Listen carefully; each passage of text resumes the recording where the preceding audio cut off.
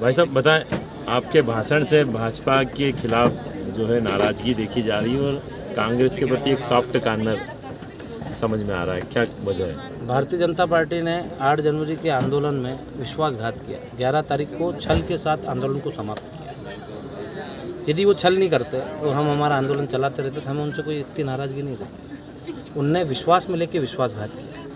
उनने हमारी 18 सूत्री मांगों को माना, एक पत्र दिया हमें, उस पर लिखित में दिया कि आपकी 18 मांगों को हम मानते हैं। उसके बाद वो पलट गए। 2 महीने का समय लिया, हमने 1 महीना एक्स्ट्रा दिया, फिर भी उनने उसको पूरा नहीं किया। और आज कांग्रेस उनके वचन पत्र में लेने का दावा कर रही है कि जो भारतीय जनता पार्टी को मांगे दी थी हमने, जो उन्होंने पूरी करी थी, वो पूरी करेंगे 18 सूत्री। यानी करनी सेना जो है कांग्रेस के साथ खड़ी है, ये कह सकते हैं? कांग्रेस के साथ तब खड़ी है जब उसके वचन पत्र में हमारी मांगे आती हैं। उनने हमसे कहा है कि हम इनको शामिल कर रहे हैं और कर लिए हमने। वचन पत्र जब लॉन्च होगा तब आपको बताएंगे। अब वो उनका वचन पत्र जब लॉन्च होगा तब पता चल ही जाएगा कि उन्होंने शामिल करी है कि नहीं करी है। यदि शामिल करी होगी तो हम उनके साथ रहेंगे। क्या हम ये मान लें कि 18 मांगों को शामिल करने की इच्छा है? जी, 22 मांगे थी हमारी, उनमें से 18 सूत्री मांगों पे सहमति बनी थी, जो केंद्र सरकार की थी, उन पर सहमति बनी। क्या हम ये मान लें कि हम कांग्रेस के जावरा प्रत्याशी से बात कर रहे हैं? ये तब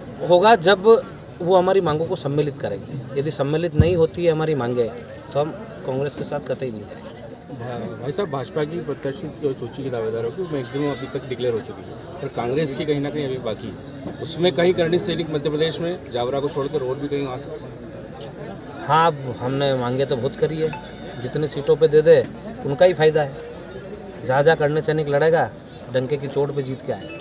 अच्छा, आपने ये कहा था कि आंदोलन में जो गद्दार थे उनको छोड़ना नहीं है और जिन्होंने मदद की थी उनके साथ जी, रहना है। इसके क्या मायने हैं? जो हमारे साथ 8 जनवरी के आंदोलन में कंधे से कंधा मिला के हमारे साथ लड़े, हमारे साथ कार्यक्रम में घूमे, प्रचार प्रसार में रहे, हमारे कार्यकर्ताओं की मदद करी, वहाँ आंदोलन में भी उनने व्यवस्थाएं देखी, जैसे कि लोगों को पानी पिलाना हुआ, खाना खिलाना हुआ, जो भी उनको व्यवस्थाएं सौंपी, पैसों की नहीं, आर्थिक व्यवस्था किसी ने ना किसी से लिए करनी सैनिकों ने, ना किसी को दी है। पर हमारे साथ अपना फेस पार्टी विचारधारा से ऊपर उठ के हमारे साथ आके खड़े रहे। उन लोगों की हम मदद करेंगे, भले वो किसी भी दल से, क्योंकि यदि उनने उस समय संगठन में हमारे पार्टी विचारधारा से ऊपर उठ के आए हैं तो हमारा भी फर्ज बनता है कि वो हमारे भरोसे आए थे। तो यदि आज उनको पार्टियाँ टिकट देती है, उनको चुनाव लड़ाती है, तो हम उनके साथ भी खड़े रहें।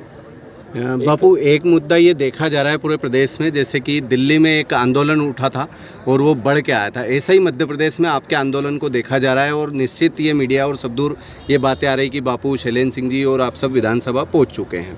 तो क्या विधानसभा पहुंचने के बाद ये मुखर और प्रखर आवाज़ वैसी ही रहेगी?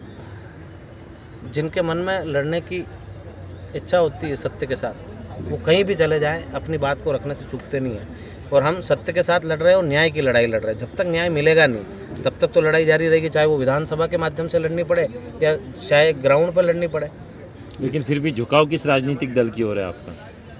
मेरा सिर्फ मेरी मांगों के और मेरे सैनिकों की तरफ झुकाव है, बाकी किसी की तरफ भाजपा से नाराजगी? भाजपा से पर्याप्त नाराजगी और वो आजीवन रहेगी। Thank you so much.